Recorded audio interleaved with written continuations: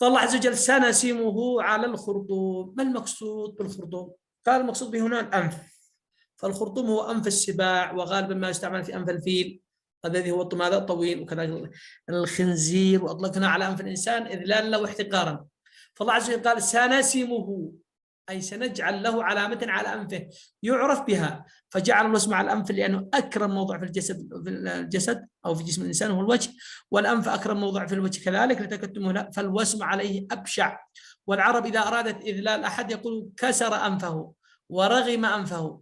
فمعنى الآية أن الله عز وجل سيلحق هذا الكافر، قال الله عز وجل سنسمه على الخرطوم، أي سيلحق هذا الكافر عارا لا يوافقه، سواء كان الوسم هذا حقيقي وحسي أو كان هنالك وسما معنويا وهو العار وغيره. كما ذكر بعضهم أنه قال أنه ملحق كما في الآية سنسمع الخرطوم زنيم أي ملحق بقومه. فهنا سيجعل له عارا لا يفارقه كالوسم على الأنف، فقيل يضرب على أنفه بالسيف في الدنيا فتصبح علامة هذا كافر، وقيل تكون على أنفه علامة يوم القيامة ليعرف انحطاطه وذله ويدخل النار فيفضى عند الناس في الدنيا والآخرة، نسأل الله العافية.